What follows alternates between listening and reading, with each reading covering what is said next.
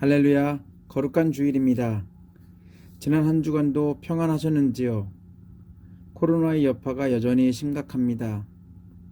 평범한 일상이 더 멀어지는 환경 때문에 여전히 힘들고 고통스럽지만 저희들은 변함없이 이 자리에 예배로 모였습니다.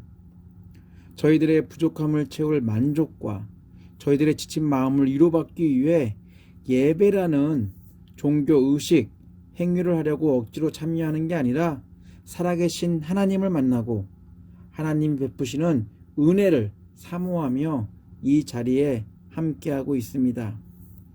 예배 가운데 거하시는 하나님은 하나님을 사모하며 하나님을 기대하는 성도들을 외면하지 않으시고 거룩하신 하나님께 예배드리는 예배자들을 만나 주실 것입니다. 저희들이 기대하는 것보다 더 큰 하늘의 위로와 하나님의 은혜가 넘치는 복된 이 시간이 되기를 간절히 소원합니다. 평범한 사람들이라면 쉽게 이해하기 힘든 추상화라는 그림 장르가 있습니다. 일반인들이 추상화 기법으로 그린 그림을 보고 바로 이해하는 것은 정말로 어렵습니다. 마치 어린아이들이 그린 그림을 보고 무슨 내용인지 물어보는 아이들의 질문에 어른들이 당황하는 것처럼 말입니다. 여러 상상력을 동원해서 대답하지만 저희들이 보는 시선과 아이들이 표현하는 모습은 너무 다르다는 것을 그림을 통해 저희들이 알게 됩니다. 그러나 아이들의 설명을 듣고 나면 저희들이 미처 보지 못한 것들을 아이들은 보고 있구나를 깨닫게 됩니다. 그리고 잠깐이나마 아이들과 함께 동심의 세계에 빠져서 그러한 세상들을 바라보게 됩니다. 이와 같이 추상화 작가들이 그린 그림을 이해하기 위해서는 추가 설명이 절실히 요구되지만 솔직히 화가의 설명을 듣고서도 적응하는 시간이 필요합니다. 제가 그림의 문외한이라 더 그런지는 모르겠지만 구체적인 형상을 그리지 않고 점이나 선, 면이나 색으로 표현하는 추상화, 참 어려운 장르인 것은 사실입니다. 세상에서 기독교를 바라보며 추상화라고 느끼지 않았을까라는 생각이 문득 들었습니다. 교회와 성경에서 전하는 것이 역사에 기반을 두고 구체적인 사건, 사고들을 표현하는 듯한 그렇게 설명하는 듯한 보이지만 막상 강조하는 내용들을 하나씩 짚어보면 이성적이기보다는 너무나 역설적이며 추상적으로 보이는 내용처럼 느껴지지 않을까라는 생각 때문입니다.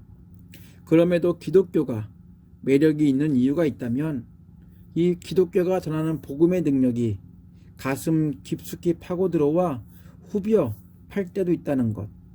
때론 전혀 흔들릴 것 같지 않았던 마음을 혼란스럽게 할 때라든지 더 나아가 세상에서는 불가능하다고 판정했던 일들이 가능해지는 경우들을 주변에서 보며 또한 직접 경험하기 때문에 이 기독교 교회가 매력이 있는 이유가 될 것입니다.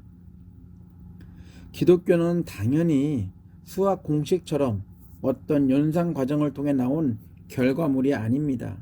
가끔 원인과 결과를 따지는 인과응보처럼 종교적인 열심을 기준으로 신앙과 믿음의 수치를 가늠해 보려고 하지만 그것은 단순히 초보적인 수준으로 기독교를 바라보는 것입니다.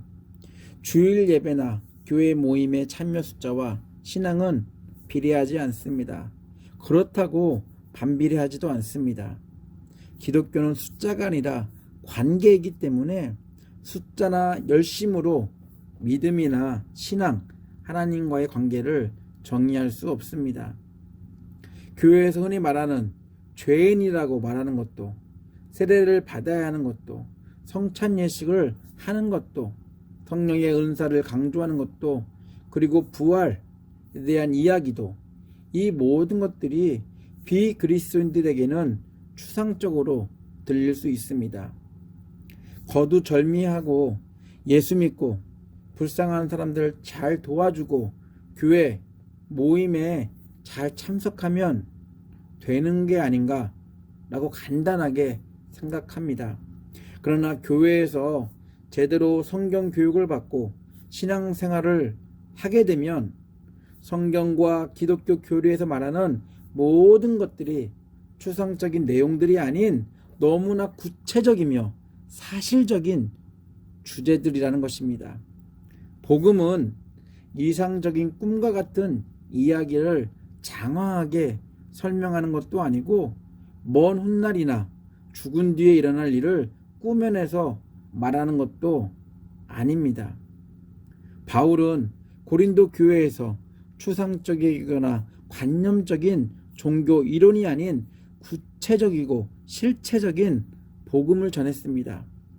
바울이 전한 복음 안에는 예수 그리스도로 완성된 하나님의 뜻과 그리스도인으로서 살아야 하는 구체적인 삶의 양식과 삶의 목적을 담고 있습니다.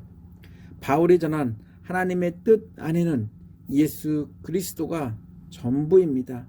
그리고 바울은 예수를 닮은 하나님의 형상으로 세상을 살아가는 구체적인 방법들을 복음을 통해서 제시하고 있습니다.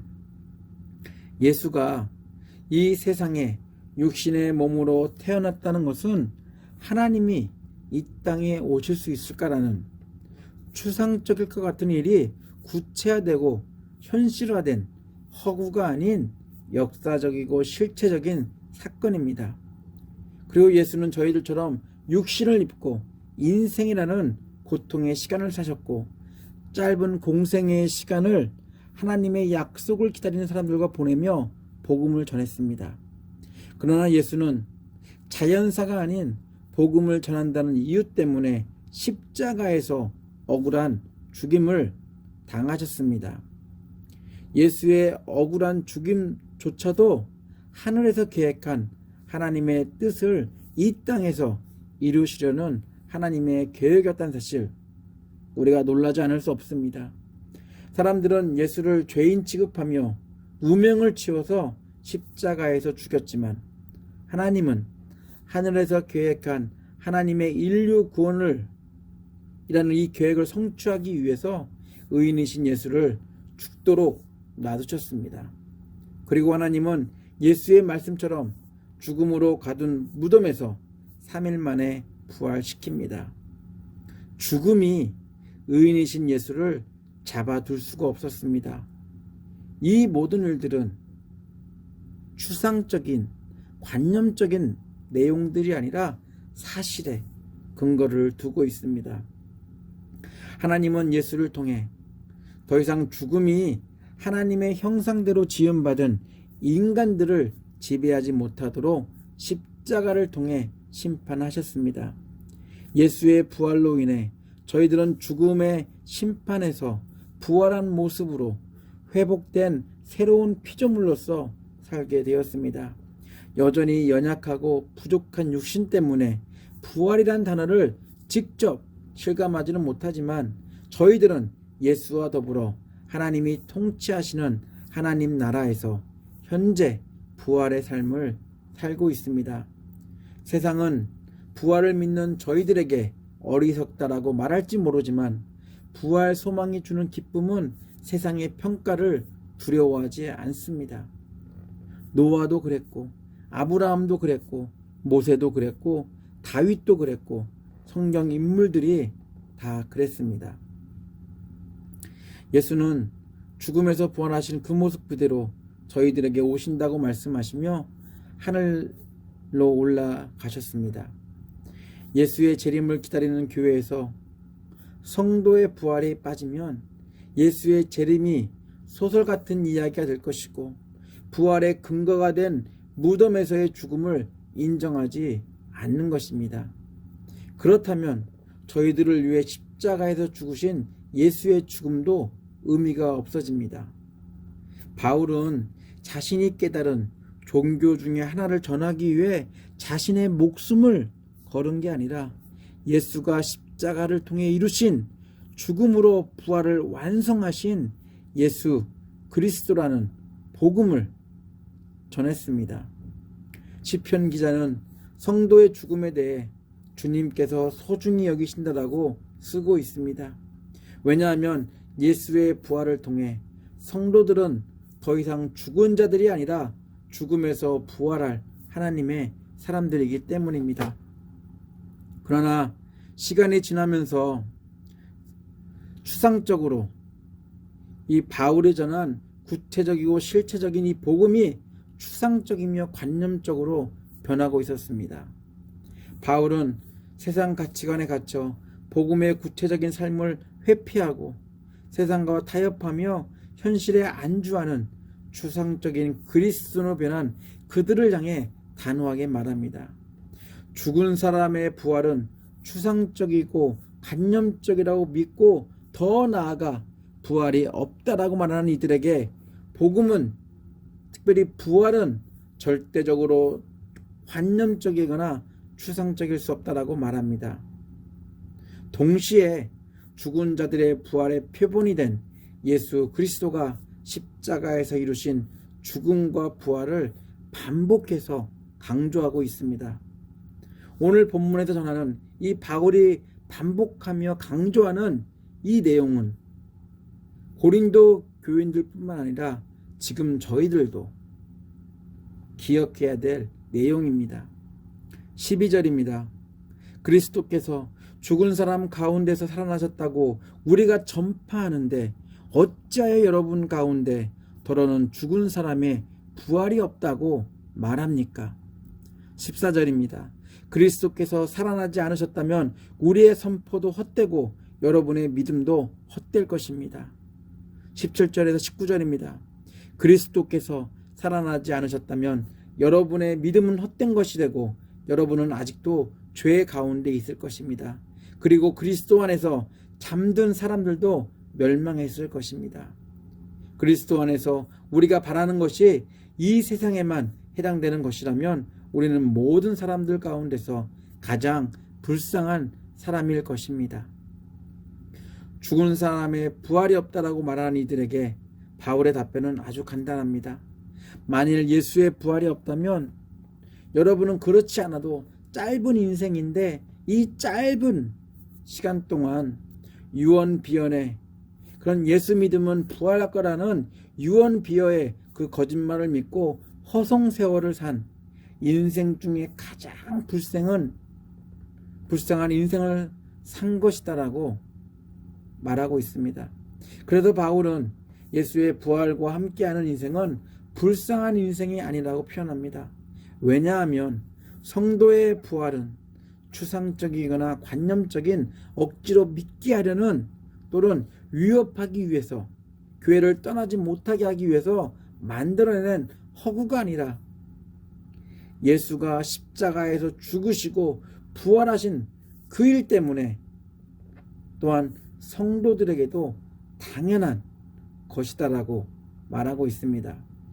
예수의 부활은 공상이나 상상에 꾸며낸 이야기가 아니라 제자들도 보고 수백 명이 직접 눈으로 본 사실입니다. 우리 고린도전서 15장 3절에서 6절입니다. 나도 전에 받은 중요한 것을 여러분에게 전해드렸습니다. 그것은 곧 그리스도께서 성경대로 우리 죄를 위하여 죽으셨다는 것과 무덤에 묻히셨다는 것과 성경대로 사흘날에 살아나셨다는 것과 게바에게 나타나시고 다음에 12제자에게 나타나셨다고 하는 것입니다. 그 후에 그리스도께서 한 번에 500명이 넘는 형제 자매들에게 나타나셨는데 그 가운데 더러는 세상을 떠났지만 대다수는 지금도 살아 있습니다. 바울은 부활을 의심하는 성도들을 향해 죽은 사람의 부활이 당연히 있다라고 말합니다. 왜냐하면 예수가 죽었다가 부활했기 때문입니다. 죽은 사람의 부활을 의심한다면 예수가 직접 십자가에서 보여준 죽음과 부활이 거짓복음이고 그것을 믿는 믿음이 헛된 것이고 여전히 저희들은 죄 가운데 있을 수밖에 없다고. 그래서 또 다른 메시아를 기다려야 된다고 말합니다. 새로운 인생을 상징하는 세례 역시 의미가 없는 엉뚱한 헛된 의식일 뿐입니다. 죽은 사람들이 살아난 일이 없다면 예수 믿고 순교를 당한 순교자들 역시 거짓 진리 때문에 멸망당한 사람들로 역사에 남을 것입니다. 16절에서 20절 메시지 성경입니다. 죽은 자들이 다시 살아난 일이 없다면 그리스도께서 다시 살아나는 일도 없었을 것입니다. 그분은 실제로 죽으셨기 때문입니다. 그리고 그리스도께서 다시 살아나지 않으셨다면 여러분은 지금도 예전처럼 어둠 속에서 길을 잃고 헤매고 있을 것입니다. 그것은 그리스도와 부활을 신뢰하며 죽은 이들에게 훨씬 불행한 일이 되었을 것입니다. 그들은 이미 무덤 속에 누워있으니 말입니다. 우리가 그리스도에게서 얻은 것이 이 땅에서 잠시 사는 동안 누리는 작은 감동이 전부라면 우리야말로 정말 가엾은 사람들일 것입니다. 그러나 진실은 이렇습니다. 그리스도께서 다시 살아나셔서 장차 무덤을 떠날 수많은 사람들의 첫 유산이 되신 것입니다. 바울은 성도의 부활을 강조하기 위해 예수 그리스도가 이루신 부활을 강조합니다. 성도의 부활과 예수의 부활은 뗄래야 뗄 수 없는 관계입니다. 예수는 저희들의 죄를 대신하기 위해 십자가에서 죽으셨고 무덤에서 살아나셔서 부활의 첫 열매가 되셨습니다.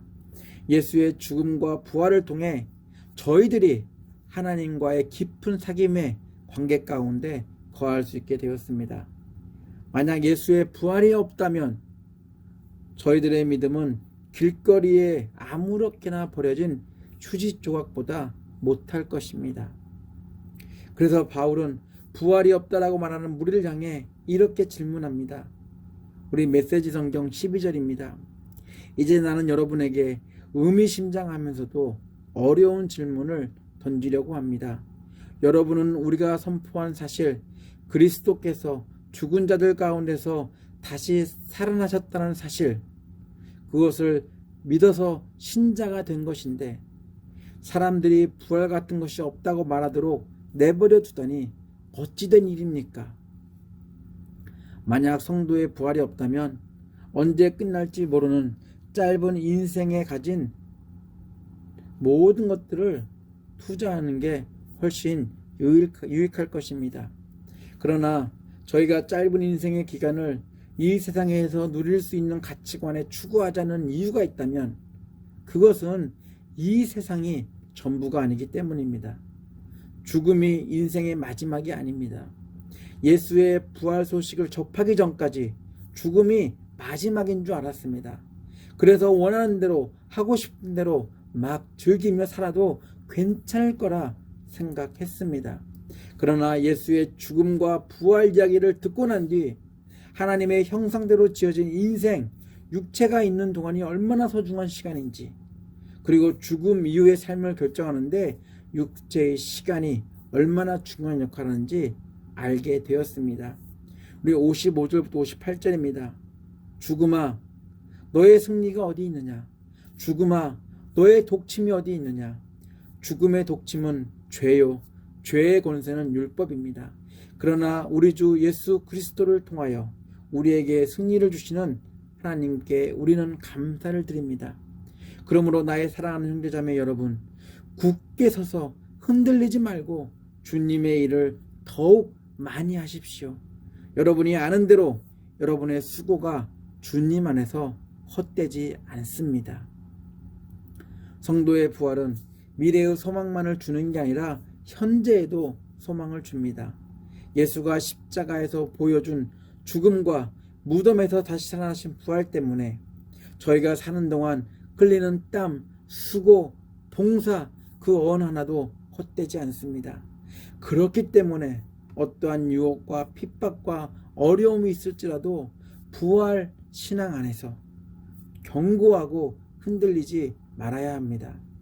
코로나로 세상이 어수선합니다. 부활의 그런 삶에 대한 기쁨보다는 죽음에 대한 두려움이 마음의 큰 부분을 차지하고 있다는 것을 솔직히 부인할 수 없습니다. 그러나 예수 믿는 저희들은 하나님이 통치하시는 하나님 나라에 살고 있습니다.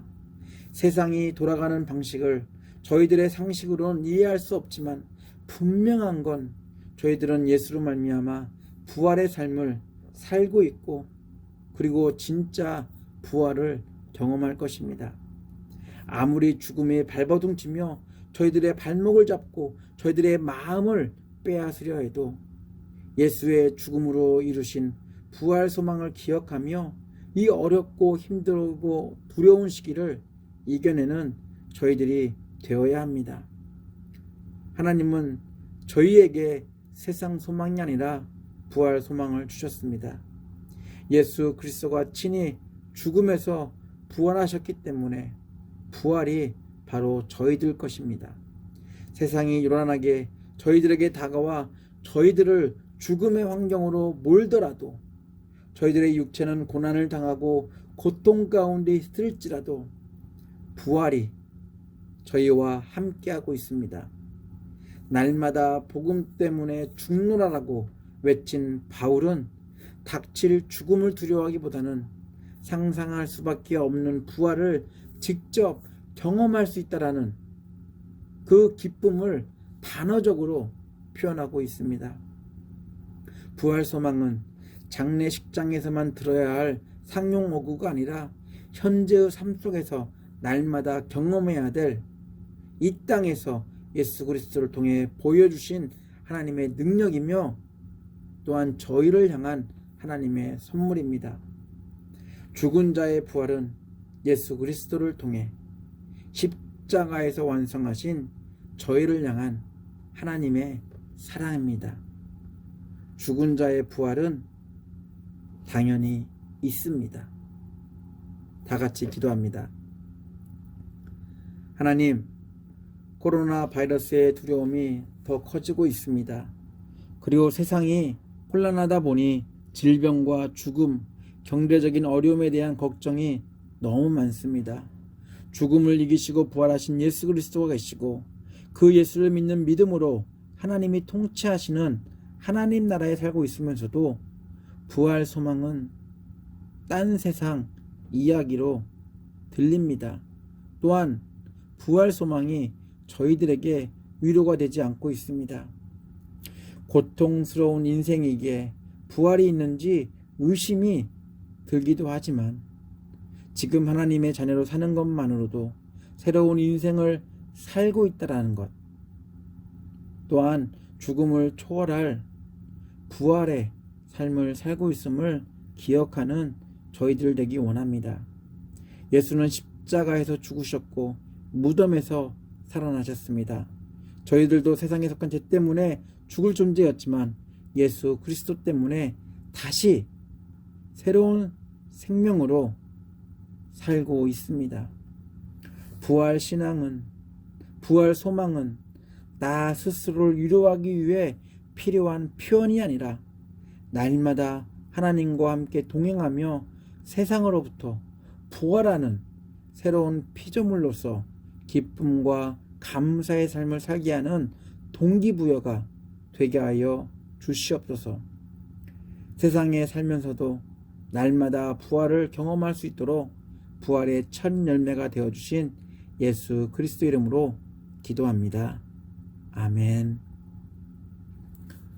주 예수 그리스도의 놀라운 은혜와 하나님의 아낌없는 사랑과 성령의 친밀한 사귐이 힘든 삶의 여건 때문에 부활을 의심하는 많은 상황들이 연출되더라도 예수 그리스도가 십자가를 통해 이루신 부활이 바로 저희들의 부활임을 기억하며 이 부활 소망 잊지 않고 살기로 결단한 예배자들 위해, 가정과 사업체 위해, 그리고 옥빌 한인교회 위해 함께 하시기를 간절히 축원하옵나이다.